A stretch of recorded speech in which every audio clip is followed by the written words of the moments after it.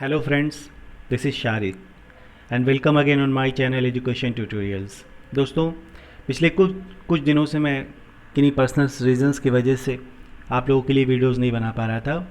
अब मैं फ्री हूँ और आप लोगों के लिए वीडियोस बनाऊँगा रेगुलर।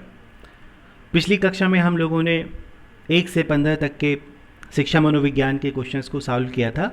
अब हम लोग उसी सीरीज़ के 16 से 30 तक के क्वेश्चंस को सॉल्व करेंगे। ठीक है, चलिए देर न करते हुए वीडियोस को शुरू करते हैं और पहला क्वेश्चंस को सॉल्व करते हैं। पहला क्वेश्चन है आपका, मतलब क्वेश्चन नंबर 16 है, अपने आप को प्रेम करने की प्रवृत्ति क्या कहलाती है या उसको क्या कहा जाता है। अपने आप को प्रेम करने की प्रवृत्ति आत्मकेंद्रित प्रवृत्ति नहीं कहलाती है, अहंकारी प्रवृत्ति नहीं कहलाती है, हिप्नोटिज्म भी नहीं कहलाता है। इस प्रवृत्ति को नार्सिज्म की प्रवृत्ति कहा जाता है। और ये नार्सिज्म की प्रवृत्ति जो है किसने बताया था? फ्रायड ने। जो मनोवैज्ञानिक फ्रायड थे उन्होंने बताया कि ये कंसेप्ट दिया कि अपने आप को प्रेम करने की प्रवृत्ति को नार्सिज्म कहा जाता है। और ये बेसिकली आपका यूनानी और पौराणिक कथाओं के आधार पर इन्होंने ये शब्द दिया था। फ्रायड के बारे में एक चीज़ बताइए। फ्रायड ने जो है कुछ ग्लैंड्स के बारे में बताया था कि जो लड़कों में पाई जाती है और लड़कियों में पाई जाती है, बहुत छोटी, बचपन में एकदम जब बच्चा छोटा रहता है। आप उन ग्लैंड्स का नाम बताइए जिसकी वजह से लड़कियों का झुकाव फादर्स की तरफ होता है और बेटों का झुकाव उसकी माँ की तरफ होता है। देखिए, ये एग्ज़ाम के पॉइंट ऑफ व्यू से बहुत इंपॉर्टेंट है। लड़कियों में जो ग्लैंड पाई जाती है उसको कहा जाता है इलेक्ट्रा। क्या कहा जाता है? इलेक्ट्रा। इसी ग्लैंड्स की वजह से बचपन में बेटियां जो होती हैं वो उनका झुकाव फादर्स की तरफ होता है, और लड़कों में जो ग्लैंड्स पाई जाती है उसका नाम होता है ऑडिपस। क्या कहा जाता है? ऑडिपस।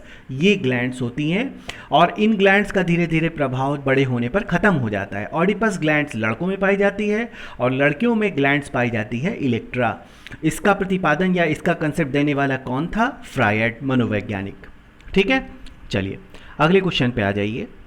अगला क्वेश्चन है आपका, मनुष्य की बुद्धि आगे की पीढ़ियों में संक्रमित होती है। मनुष्य की बुद्धि आगे की पीढ़ियों में संक्रमित होती है। हाँ, मतलब जो बुद्धिमान है उसका बेटा या बेटी जो भी होगा वो बुद्धिमान होगा। का कार्य इस जन्मजात योग्यता के विकास के लिए उपयुक्त परिस्थितियों का निर्माण करना। ठीक है, क्षेत्र नहीं होगा, मौसम नहीं होगा, जलवायु नहीं होगा, वातावरण का इस पे बहुत अधिक प्रभाव पड़ता है ना।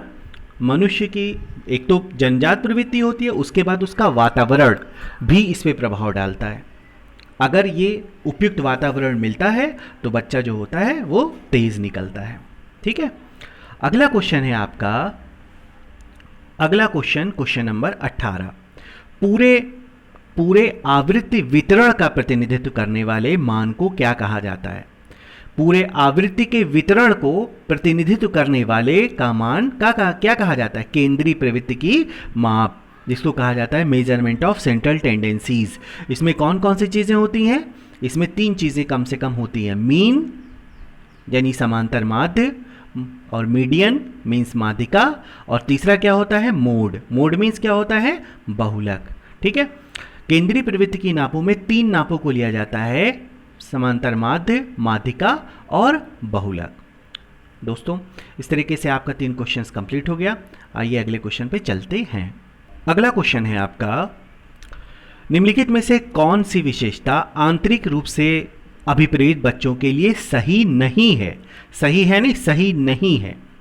वे चुनौतीपूर्ण कार्य को पसंद करते हैं। ये सही बात है कि जो अभिप्रेत बच्चे होते हैं या जो क्या कहते हैं सृजनशील बच्चे होते हैं वो चुनौतियों को पसंद करते हैं और वो अपने कार्य में आनंद का अनुभव करते हैं। एक बात ये भी सही है कि उनको अपने कार्य में मज़ा आता है ना, जब वो जो भी काम करते हैं उसमें उनको आनंद का अनुभव होता है। और तीसरा होता है वे जो कठिन कार्य होते हैं ना उसमें उच्च ऊर्जा का प्रदर्शन करते हैं। तो ये तीनों सही है आंतरिक रूप से अभिप्रेत बच्चों के लिए। वे सफल हो जाते हैं, ये बिल्कुल गलत है। मतलब ये जानते हैं कि वो कभी सफल नहीं भी होंगे। ऐसा नहीं है कि वो सिर्फ सफलता के लिए कार्य करते हैं। आंतरिक रूप से अभिप्रेत बच्चों की ये विशेषता नहीं होती कि वो सफल हो जाएंगे ना। ये उनकी विशेषता नहीं होती कि वो हमेशा सफल हो जाएंगे। ठीक है, इस तरीके से ये क्वेश्चन आपका कंप्लीट हो जाएगा। अगला क्वेश्चन है आपका, निम्नलिखित में से कौन सा कथन सही नहीं है? कौन सा कथन सही नहीं है? ये बात भी ध्यान दीजिएगा कि क्वेश्चन में क्या कहा जा रहा है। नहीं है आप लोग सही समझ के लगा दिए ना।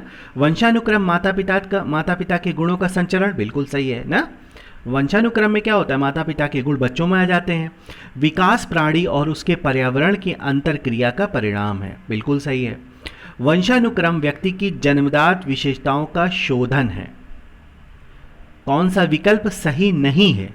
तो इसमें यह विकल्प सही नहीं है। वंशानुक्रम व्यक्ति की जन्मजात विशेषताओं का शोधन नहीं है, ये कथन सही नहीं है। बकिया तीनों कथन माता पिता की शारीरिक और मानसिक विशेषताओं का संचरण जो होता है वो बालक में होता है, ये 3 कथन सही हो जाएंगे।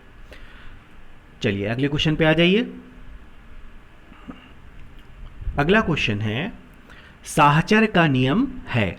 साहचर्य का नियम है समानता का नियम, और वैषम्य का नियम समीपता का नियम। मतलब कौन से नियम है? सारे नियम हो जाएंगे। इस तरीके से इसका ऑप्शन कौन सा सही हो जाएगा? बी। ठीक, अगले क्वेश्चन पे आ जाइए।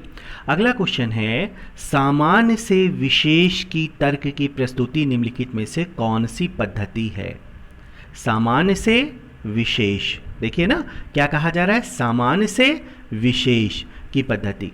ये पद्धति जो है आपकी निगमनात्मक पद्धति कहलाती है। देखिए इसके बारे में थोड़ा सा मैं आप लोगों को डिटेल्स में बता दे रहा हूँ इस चीज़ के बारे में।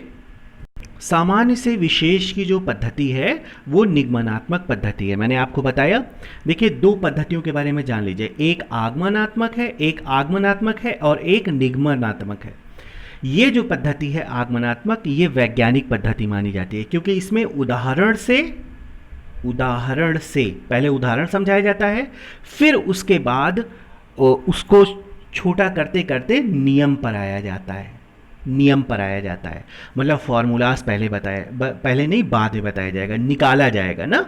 और निगमनात्मक क्या है? निगमनात्मक में पहले आपको सूत्र या फॉर्मूला पहले बता दिया जाता है, फिर उसके बाद उसका एप्लीकेशन बताया जाता है, उदाहरण उसके ऊपर बताया जाता है। तो ये जो पद्धति है निगमनात्मक पद्धति, ये मनोवैज्ञानिक पद्धति नहीं मानी जाती है, ये मनोवैज्ञानिक मानी जाती है। क्यों? क्योंकि इसका ज्ञान कैसा रहेगा? अस्थायी रहेगा, लॉन्ग ड्यूरेशन में रहेगा, भूलेगा नहीं। ये सामान्य से, ये विशिष्ट से सामान्य की ओर बताती है ना, विशिष्ट से सामान्य की ओर बताती है, जबकि ये क्या बताएगी? सामान्य से विशेष की ओर, विशिष्ट की ओर, निगमनात्मक। ठीक है, देखो इसके बारे में थोड़ा सा और बात जान लो। ये जो आगमनात्मक पद्धति है ये छोटी कक्षाओं में उपयोगी होती है ना। पहले बच्चे को उदाहरण बताया जाएगा, उदाहरण बता के आपका फिर उसके बाद उस पर सूत्र बताया जाएगा। निगमनात्मक बड़ी कक्षाओं में उपयोगी होता है, ये रटने के लिए ज़रूरी होता है कि आपको पहले नियम बता दिया गया, आपने रट लिया, उसके बाद आप उसका क्या करेंगे? उसके ऊपर क्वेश्चंस को सॉल्व कर लेंगे। ठीक है, तो आगमनात्मक मनोवैज्ञानिक है, निगमनात्मक मनोवैज्ञानिक नहीं है। आगमनात्मक में विशेष से सामान्य की ओर चला जाता है, निगमनात्मक में सामान्य से विशेष की ओर चला जाता है। ये छोटे कक्षाओं में आगमनात्मक और निगमनात्मक बड़ी कक्षाओं में उपयोगी होती है। ठीक है, चलिए अगले क्वेश्चन पे आ जाइए। अगला क्वेश्चन है आपका, बाल्यावस्था की प्रमुख मनोवैज्ञानिक विशेषता क्या है? चलिए पहले थोड़ा सा इसके बारे में एक चीज़ बताइए कि जो बच्चे की अवस्था होती है बाल्यावस्था, वो कौन से किस एज से किस एज के बीच होती है? बाल्यावस्था, बाल्यावस्था ना, बाल्यावस्था से पहले क्या आता है आप जानते होंगे ना, क्या आता है? शैशवावस्था आता है। और बाल्यावस्था के बाद क्या होता है? शैशवावस्था, बाल्यावस्था और क्या? किशोरावस्था ना, यही होता है किशोरावस्था। ये मैं पूछ रहा हूँ कि बाल्यावस्था की अवधि क्या होती है, किस से किस वर्ष के बीच होती है? बाल्यावस्था एक्चुअली 6 से 12 साल तक की एज में होता है। ठीक है, और शैशवावस्था, देखो इसके बारे में थोड़ा सा बता दे रहा हूँ। शैशवावस्था जो होता है वो 0 से 3 साल शिशु होता है। उसके बाद बीच वाला कहाँ गया? ये बाल्यावस्था के पूर्व बाल्यावस्था होती है, मतलब 3 से 6 साल। कौन सी अवस्था? पूर्व बाल्यावस्था, पूर्व बाल्यावस्था मतलब बच्चे का जो एडमिशन होता है स्कूल में 5 साल में, वो किस अवस्था में होता है? पूर्व बाल्यावस्था में होती है, क्योंकि 6 से 12 साल तक बाल्यावस्था, और बाल्यावस्था के बाद किशोरावस्था कौन सी? 12 से 18 साल। बताइए किशोरावस्था को और क्या कहा जाता है, आप जानते हैं? बताया था मैंने, सोचिए। किशोरावस्था को संघर्ष, तूफान की अवस्था भी कहा जाता है। ठीक है, चलिए अगले क्वेश्चन पे आ जाइए। अगला क्वेश्चन है, किशोरावस्था में संवेग की तीव्रता किस प्रकार प्रकट होती है? बताइए, किशोरावस्था में संवेग की तीव्रता किस प्रकार प्रकट होती है? प्रतिकूल पारिवारिक संबंध, ये भी होता है, बिल्कुल सही है। व्यवसाय की समस्या, ये भी होता है। नई परिस्थितियों में समायोजन, मतलब कहते हैं ना किशोरावस्था में जो इतने संवेग होते हैं कि वो नई परिस्थितियों के साथ कभी कभी समायोजन नहीं कर पाता, और इसीलिए किशोर जो होता है वो कभी कभी गलत कदम या भटकने की स्थिति में आ जाता है। तो इसमें कौन सा ऑप्शन सही हो जाएगा? इसमें उपयुक्त सभी करेक्ट हो जाएगा। तो इस तरीके से आपका क्वेश्चन सही हो जाएगा। 140 से अधिक, मैंने बहुत बार आपको बताया है, कौन से बच्चे होंगे?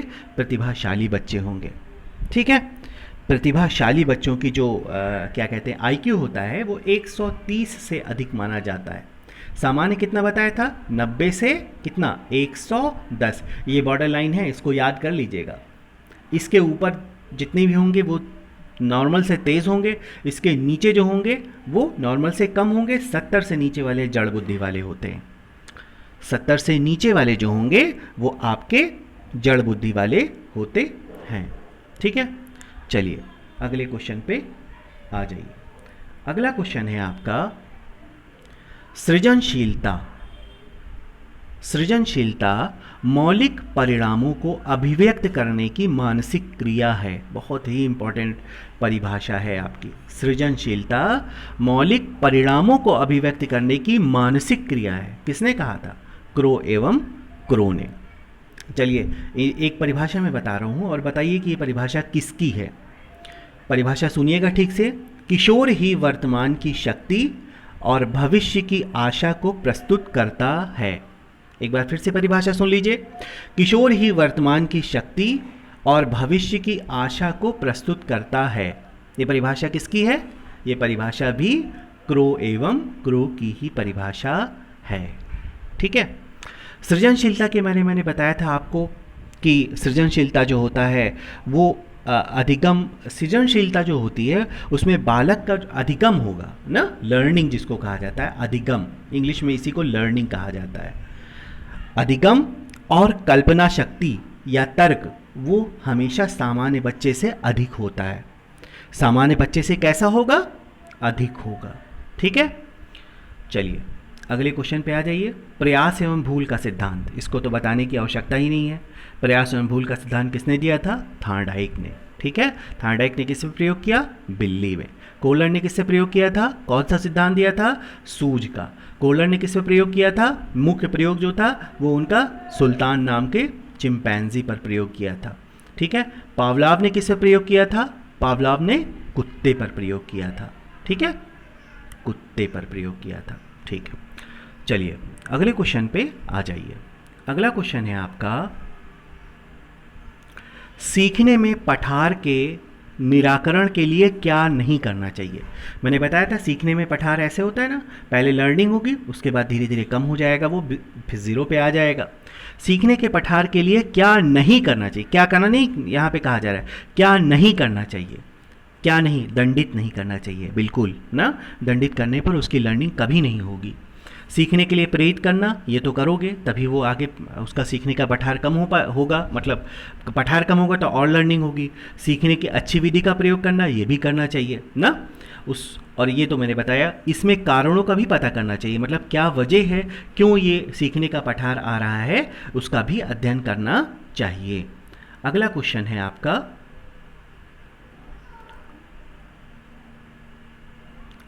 है आपका बालक एक ऐसी पुस्तक है जिसका शिक्षक को अद्योपांत अध्ययन करना चाहिए। मतलब शिक्षक को हमेशा अध्ययन करना चाहिए। ये कथन किसका है? ये कथन है रूसो का। किसका कथन है? रूसो का।